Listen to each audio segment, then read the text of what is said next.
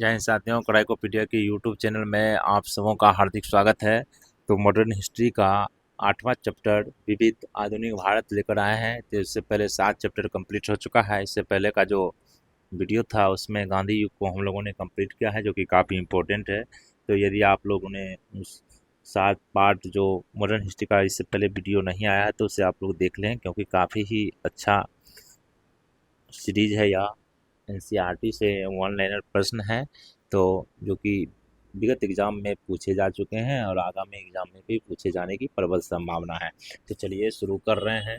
विविध आधुनिक भारत।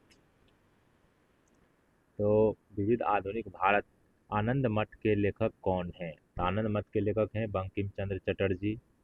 आनंद मठ के लेखक कौन है? बंकिम चंद्र चटर्जी। भूदान आंदोलन किसने प्रारंभ किया था? तो भूदान आंदोलन प्रारंभ किया था किसने? विनोबा भावे ने। किसने किया था? विनोबा भावे ने। और सन्यासी विद्रोह का वर्णन आनंद मठ के लेखक कौन है? बंकिम चंद्र चटर्जी हैं। आनंद मठ के लेखक कौन है? बंकिम चंद्र चटर्जी। भूदान आंदोलन किसने प्रारंभ किया था? विनोबा भावे ने। किसने? विनोबा भावे ने भूदान आंदोलन प्रारंभ किया था।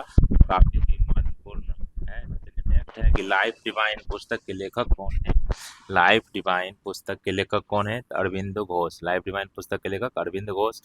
बंगाल की एशियाटिक सोसाइटी जो 1784 में स्थापित हुई थी के प्रवर्तक कौन थे? Sir William Jones. बंगाल की एशियाटिक सोसाइटी 1784 में स्थापित हुई के प्रवर्तक थे विलियम जॉन्स। भारत की संविधान सभा किसके अनुसार गठित की गई? कैबिनेट मिशन योजना के द्वारा भारत की संविधान सभा गठित की गई थी। किस वर्ष? 1946 ईस्वी में। प्रथम भारतीय नोबेल पुरस्कार विजेता थे रविंद्रनाथ टैगोर। प्रथम भारतीय नोबेल पुरस्कार विजेता कौन थे? रविंद्रनाथ टैगोर। हमारा राष्ट्रीय गीत वंदे मातरम कहाँ से संकलित है? आनंद मठ से। हमारा राष्ट्रीय गीत वंदे मातरम कहाँ से संकलित है? आनंद मठ से। भारत का राष्ट्रीय पंचांग किस संवत पर आधारित है? शक संवत पर। भारत का राष्ट्रीय पंचांग शक संवत पर आधारित है। दिल्ली में केंद्रीय सचिवालय के उत्तरी और दक्षिणी खंडों का वास्तुविद कौन था? Edward Lutyens. दिल्ली में केंद्रीय सचिवालय के उत्तरी और दक्षिणी खंडों का वास्तुविद कौन था? Edward Lutyens. भारत की शासन व्यवस्था में पहली बार प्रतिनिधि एवं लोकप्रिय तत्व को समाविष्ट करने का प्रयास किस माध्यम से किया गया था? 1892 का भारत परिषद अधिनियम के माध्यम से। भारत की शासन व्यवस्था में पहली बार प्रतिनिधि एवं लोकप्रिय तत्व को समाविष्ट करने का प्रयास किस माध्यम से किया गया था? 1892 का भारत परिषद अधिनियम। किस गवर्नर के कार्यकाल के दौरान 1921 ईस्वी में कोलकाता में विक्टोरिया मेमोरियल हॉल का निर्माण कार्य पूरा हुआ था? Lord reading. किस गवर्नर के कार्यकाल के दौरान 1921 ईस्वी में कलकत्ता में विक्टोरिया मेमोरियल कोलकाता में जो है विक्टोरिया मेमोरियल हॉल का निर्माण पूरा हुआ था? हॉल का निर्माण पूरा हुआ था किस गवर्नर के समय में? तो यह हुआ था एडवर्ड लुटियंस के समय में। किसके समय में? एडवर्ड लुटियन के समय में। तो चलिए नेक्स्ट प्रश्न को अब हम लोग देखते हैं। एडवर्ड लुटियंस और एडवर्ड ब्रेकर एफ.एस. ग्राउसे और एगक के देखिए उन्हें कलकत्ता में सॉरी यहाँ पर फिर से प्रश्न देख लीजिए। किस गवर्नर के कार्यकाल के दौरान 1921 में कलकत्ता में विक्टोरिया मेमोरियल हॉल का निर्माण कार्य पूरा हुआ था? रीडिंग के समय में। और नई दिल्ली शहर के रूपांकन में कौन शामिल था? Edward Lutyens, Edward Baker, F S. Growse और एगक। 1898 ईस्वी में किसने 1898 ईस्वी में बनारस में सेंट्रल हिंदू कॉलेज स्थापित किया था, जो बाद में बनारस हिंदू विश्वविद्यालय का केंद्र बन गया? एनी बेसेंट ने। और किसने 1898 में बनारस में सेंट्रल हिंदू कॉलेज स्थापित किया था, जो बाद में बनारस हिंदू विश्वविद्यालय का केंद्र बन गया? एनी बेसेंट ने। भारत के राष्ट्रीय ध्वज का डिजाइनर किसने किसने तैयार किया था? मैडम भीकाजी कामा ने। भारत का राष्ट्रीय ध्वज का डिजाइन किसने तैयार किया था? मैडम भीकाजी कामा ने।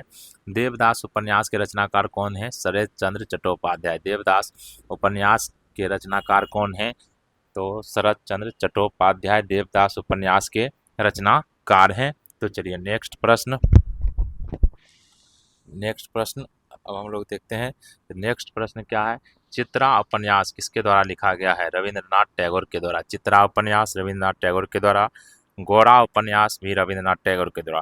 क्षुधित पाषाण हंगरी स्टोन्स के रचनाकार कौन है? रविंद्रनाथ टैगोर। क्षुधित पाषाण हंगरी स्टोन्स के रचनाकार कौन है? तो रविंद्रनाथ टैगोर। तो चलिए नेक्स्ट प्रश्न। भारतीय दुर्भिक्ष संहिता 1883 का निर्माण किस आयोग द्वारा किया गया था? स्ट्रेची आयोग द्वारा। भारतीय दुर्भिक्ष संहिता 1883 का निर्माण किस आयोग के द्वारा किया गया? स्ट्रेची आयोग के द्वारा। रविन्द्रनाथ टैगोर की मृत्यु किस वर्ष हुई थी? 1941 में। रविन्द्रनाथ टैगोर की मृत्यु किस वर्ष हुई थी? 1941 में। किसने कहा था आज़ादी हमारी पहुंच के अंतर्गत है, हमें इसे कसकर पकड़ना चाहिए? तो महात्मा गांधी ने। किसने कहा था आज़ादी हमारी पहुंच के अंतर्गत है, हमें इसे कसकर पकड़ना चाहिए? महात्मा गांधी ने। किस पहले अध्यक्ष ने औपचारिक विग त्याग कर गांधी टोपी पहनकर सदन की अध्यक्षता की थी? जीबी मावलंकर ने। किस पहले अध्यक्ष ने औपचारिक विग त्याग कर गांधी टोपी पहनकर सदन की अध्यक्षता की? गणेश वासुदेव मावलंकर ने। राजनीतिक की स्वतंत्रता राष्ट्र की जीवन श्वास है, किसने कहा था? अरविंदो घोष ने। राजनीतिक स्वतंत्रता राष्ट्र की जीवन श्वास है, किसने कहा था? अरविंद घोष ने। ब्रिटिश हाउस ऑफ कॉमन्स का चुनाव जिस प्रथम भारतीय ने लड़ा था वह कौन थे? तो WC Banerjee. British house of Commons का चुनाव जिस प्रथम भारतीय ने लड़ा था WC बनर्जी। देश केरल में प्रथम साम्यवादी राज्य सरकार का गठन किया गया था किस वर्ष? 1957 में। केरल में प्रथम साम्यवादी राज्य सरकार का गठन किया गया था कब? 1957 ईस्वी में। कब किया गया था? 1957 में। भारत के किस प्रांत में सर्वप्रथम साम्यवादी सरकार की स्थापना हुई थी? केरल में। भारत के किस प्रांत में सर्वप्रथम साम्यवादी सरकार की स्थापना हुई थी? केरल में। स्वाधीन भारत की प्रथम औद्योगिक नीति जिस वर्ष घोषित की गई थी वह था 1948। स्वाधीन भारत की प्रथम औद्योगिक नीति जिस वर्ष घोषित की गई वह था 1948 ईस्वी। भारत में अप्रत्यक्ष निर्वाचन की प्रथा किस वर्ष में आरंभ की गई थी? 1892 में। अप्रत्यक्ष निर्वाचन 1892 ईस्वी के अधिनियम में और प्रत्यक्ष निर्वाचन 1919 ईस्वी के अधिनियम में। ब्रिटिश संसद के सदस्य के रूप में चुने जाने वाले प्रथम भारतीय थे दादा भाई नौरोजी। कौन थे? दादा भाई नौरोजी। कस्तूरबा गांधी की समाधि स्थित है आगा खान महल पुणे परिसर में। कस्तूरबा गांधी की समाधि कहाँ स्थित है? आगा खान महल पुणे परिसर में। निम्नांकित कूट का प्रयोग करते हुए निम्न आंदोलनों को तिथि क्रमानुसार रखिए स्थान पर। तो सविनय अवज्ञा आंदोलन 1930 में हुआ था और सहयोग आंदोलन 1920 ईस्वी में। खिलाफत भी 1920 में हुआ था, लेकिन पहले खिलाफत फिर असहयोग। भारत छोड़ो आंदोलन 1942 ईस्वी में। तो यहाँ पर सजाने के लिए बोल रहा है, तो इसमें हो जाएगा पहले खिलाफत, उसके बाद असहयोग, उसके बाद सविनय, उसके बाद भारत छोड़ो। चलिए क्लियर, ऑप्शन नंबर सी। वर्ष 1929 में जारी किए गए दीपावली घोषणा पत्र का संबंध था डोमिनियन एस्टेट से। वर्ष 1929 में जारी किए गए दीपावली घोषणा पत्र का संबंध किससे था? डोमिनियन एस्टेट्स से। चलिए नेक्स्ट प्रश्न। देवबंद के उस विद्वान का नाम बताइए जिन्होंने स्वतंत्रता आंदोलन में महत्वपूर्ण भूमिका निभाई थी। अबुल कलाम आज़ाद ने। देवबंद के उस विद्वान का नाम बताइए जिन्होंने स्वतंत्रता आंदोलन में महत्वपूर्ण भूमिका निभाई थी। अबुल कलाम आज़ाद ने। बंगाल दुर्भिक्ष का वर्ष जिसमें लाखों लोग दिवंगत हुए थे क्या है? कब हुआ था? 1943 में। 1943 में। 15 अगस्त 1947 के बाद भारत का कौन सा भाग पुर्तगाल के अधीन बना रहा? तो गोवा। प्रेम पचीसी के रचनाकार कौन है? प्रेमचंद्र। प्रेम पचीसी के रचनाकार प्रेमचंद। विश्व इतिहास की झलक ग्लिम्पसेज ऑफ वर्ल्ड हिस्ट्री के रचयिता कौन है? जवाहरलाल नेहरू। विश्व इतिहास की झलक ग्लिम्पसेज ऑफ वर्ल्ड हिस्ट्री के रचयिता है जवाहरलाल नेहरू। 27 दिसंबर 1911 में पहली बार जन गण मन कहाँ पर गाया गया था? कोलकाता में। भारत में पहला समाचार पत्र किसने शुरू किया था? जेम्स ए हिक्की ने। भारत में पहला समाचार पत्र किसने शुरू किया? जेम्स हिक्की ने। द व्हील्स ऑफ हिस्ट्री नामक पुस्तक के लेखक कौन थे? Ram Manohar Lohia. The wheels of history पुस्तक के लेखक कौन थे? राम मनोहर लोहिया। पोस्ट ऑफिस के लेखक कौन है? रविंद्रनाथ टैगोर। पोस्ट ऑफिस के लेखक कौन है? रविंद्रनाथ टैगोर। हंगरी स्टोन्स के लेखक कौन है? रविंद्रनाथ टैगोर। किसे इस्पात का चौखटा स्टील ऑफ फ्रेम की संज्ञा दी गई? भारतीय नागरिक सेवा को, ICS को। गोदान किसकी रचना है? प्रेमचंद्र की। प्रेम पचीसी किसकी रचना है? प्रेमचंद्र की। भारत भारती के रचनाकार कौन है? मैथिली शरण गुप्त। भारत भारती के रचनाकार कौन है? मैथिली शरण गुप्त। सेटलर आयोग का संबंध किससे था? शिक्षा से। सेटलर आयोग का संबंध किससे था? शिक्षा से। ब्रिटिश ने भारत में प्रांतीय स्वायत्तता कब से लागू कर दी थी? भारत सरकार अधिनियम 1935 से। ब्रिटिश ने भारत में प्रांतीय स्वायत्तता कब से लागू कर दी थी? भारत सरकार अधिनियम 1935 से। खिलाफत आंदोलन का आरंभ किया था अली बंधु ने। खिलाफत आंदोलन का आरंभ किसने किया था? अली बंधु ने। भारत में सिविल सेवाओं का सूत्रपात किसने किया? लॉर्ड कॉर्नवालिस ने। भारत में सिविल सेवाओं का सूत्रपात किसने किया था? लॉर्ड कॉर्नवालिस ने। अमृत बाजार पत्रिका की स्थापना किसने की? शिशिर कुमार घोष ने। अमृत बाजार पत्रिका की स्थापना किसने की? शिशिर कुमार घोष ने। झंडा गीत किसने लिखा है? श्यामलाल गुप्त पार्षद ने। झंडा गीत किसने लिखा है? श्यामलाल गुप्त पार्षद ने। नागरिक सेवाओं के लिए प्रतियोगी परीक्षा प्रणाली को सिद्धांततः स्वीकार किया गया 1853 में।